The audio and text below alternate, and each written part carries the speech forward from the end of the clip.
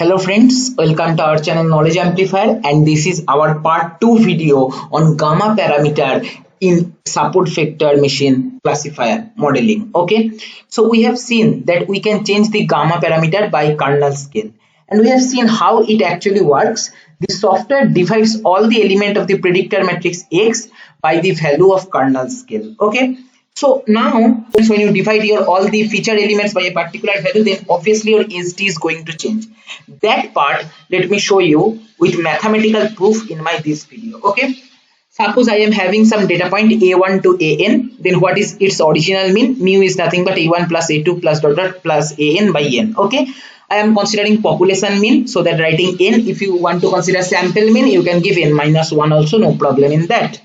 Then suppose you divide all the elements by a particular constant c. Okay, don't consider this with box constant, this is just normal scaling factor. Okay, so new mean will be nothing but this one. Now you can take 1 by c common from the numerator, and you will be getting 1 by c into this particular term, so you can replace that by mu. So new mean will be mu by c. So new mean will be basically scaled down by a factor of c compared to old mean. Okay, now you can see the effect in the standard deviation. So standard deviation is nothing but what you know, square root of summation over our data point minus mean by n, and summation over data point minus mean whole square by n, right?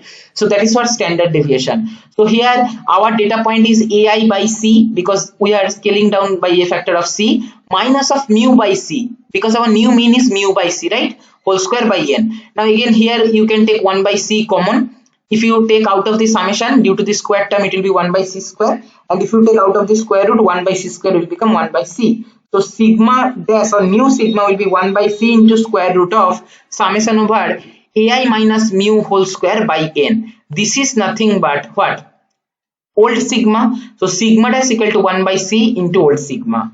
So if you scale down or divide our all the feature elements by a bigger value, okay, that time sigma will decrease more. If you divide by a smaller value, then sigma will decrease less. So we can clearly understand that if we are scaling down or dividing our feature elements or data points by a particular constant value, then sigma is going to change, and that's what the kernel for scale is doing. Our ultimate aim is changing the SD, because we have seen that with changing SD how our decision changes, right? For more SD, distance between 2 points is less even if they are far from each other, and for less SD, distance between 2 points are more even if they are very much similar. Okay, so this is the contrast. Okay, so this is how kernel scale actually works. By simple division, it changes the SD. And this conclusion, whatever I have told you in my previous video, guys, remember this very important interview question.